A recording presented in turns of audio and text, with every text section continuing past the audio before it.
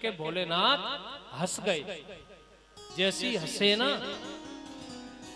अब आप भी इन मैयाओं से कितनी भी चालाकी से कोई बात कह देना और बात को कहने के बाद में थोड़ा सा हंस जाना तो पता है क्या कहेंगी, ये तो बिल्कुल गलत बात है। सही बात क्या है उसको बताओ। पार्वती कहने लगी ये तो गलत है, वो सही बात क्या है वो बताओ। तो भोलेनाथ कहने लगे देवी अगर तू चाहती है ना तुझसे कितना प्रेम करता हूं, अरे तुझसे इतना प्रेम करता हूं, प्रेम का अगर कोई प्रतीक है तो वो ये मुंड है। जब भी तुम जो भी अवतार धारण करती हो, जिस देह को तुम त्यागती हो, उस मुंड को ही लेकर के मेरी माला में पहन लेता हूं। बताओ और कितना प्रेम करूं। बोले फिर तो तुम और कपटी निकले। अरे अब क्या हुआ कि एक बात बताओ, तुम्हारी माला में इतने मुंड लग रहे हैं, मैं इतनी बार मर गई और तुम एक भी बार भी नहीं मरे। ऐसी कौन सी बूटी पान कर रखी है तुमने कि मैं तो इतनी बार मर गई और तुम एक भी बार नहीं मरे। तो महाराज आज भोलेनाथ कहने लगे, बोले देवी मैंने अमर कथा का पान कर रखा है। बोलो राधे राधे, जोर से बोल दो। बोले मैंने अमर कथा का पान कर रखा है। तो बोले मुझको भी सुनाओ। ऐसे अमर कथा थोड़ी, ऐसे कथा थोड़ी सुनाई थी भोले बाबा ने यहाँ की तरह। टाइम कितने बजे का है? 6 बजे का। बोलो राधे राधे। 6 बजे का टाइम में आप कितने बजे आए बताइए ना। 8 बजे आए। अब एक बात बताओ, हम 6 बजे आए तो हमको पंडाल में कौन मिलेगा? गणेश जी मिलेंगे। इसीलिए ऐसे थोड़ी कथा हुई थी वहां। अपन 6 बजे का टाइम है तो 7 बजे तो आ रहे हैं, 8 बजे आ रहे हैं और फिर 10 साढ़े 10 बजे चले गए। वहां कथा 24 घंटे चली और जैसी 24 घंटे कथा चली थी, आज पार्वती से कहा, बोले पार्वती हमारी एक आदत है। क्या आदत है? बोले हम कथा सुनाते हैं तो अपनी आंखों को बंद करके सुनाते हैं, नेत्र बंद करके। तो हम नेत्र बंद करके कथा सुनाएंगे तो तुम भी नेत्र बंद करके कथा सुनोगी, सुनेंगे?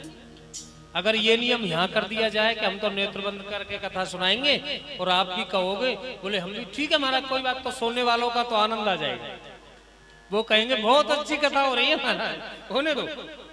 लेकिन नहीं, पार्वती से जब कहा था, बोले अगर हम नेत्र बंद करके कथा सुनाएंगे और तुम नेत्र बंद करके कथा सुनोगी तो हमको पता कैसे चलेगा कि तुम कथा सुन रही हो सो रही हो? तो बीच बीच में हम भी तो बुलवाते रहते हैं। बोलो राधे राधे। ऐसे ही आज पार्वती ने कहा, बोले आप भोले बाबा ने आप बीच बीच में हरिओम ओम हरिओम बोलती रहना तो हमको पता चलेगा आप कथा सुन रही। पहले दिन की कथा हुई तो क्या हुआ महाराज? पहले दिन की कथा हुई, आनंद से कथा सुन रही हैं। और दूसरे दिन की कथा हुई तो वहां पर क्या हुआ था? अंडा था। जब कथा सुनाने लगे, भोलेनाथ ने अपने डमरू बजाया और जैसे ही डमरू बजाया जितने भी पक्षी थे सब वहां से चले गए, लेकिन एक अंडा बचा हुआ था।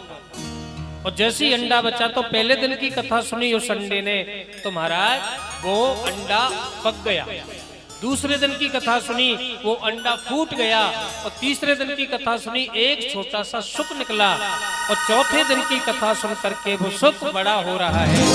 और जैसी चौथे दिन की कथा हुई और भगवान ने मथुरा में जन्म लिया, गोकुल में आकर के आनंद ले रहे हैं, नंद महोत्सव मन रहा है, सोई पार्वती को नींद आ गई। पार्वती को नींद आ गई, पार्वती सो गई। उस पक्षी ने देखा, सुख ने देखा कि मैया तो सो गई। अगर हरिओम ओम शब्द का उच्चारण नहीं किया तो शायद हो सकता है बाबा कथा सुनाना बंद कर देंगे, इसलिए वो पक्षी बोलने लग गया। बोले हरिओम ओम बोलने लग गया। अब तो महाराज जैसी 7वें दिन की कथा पूरी हुई, भोलेनाथ ने जयकारा लगाया, बोल बिहारी लाल की जय हो। जैसी महाराज जयकारा लगाया सोई आज, जैसी जयकारा लगाया सोई आज पार्वती मैया की नींद खुली। और पार्वती मैया की जैसी ही नींद खुली सोई आज पार्वती कहने लगी, बोले महाराज चौथे दिन नंद महोत्सव मन रहा था, उसके बाद में क्या हुआ? उसके बाद में क्या हुआ? बोले उसके बाद क्या हुआ? कथा तो पूरी हो गई।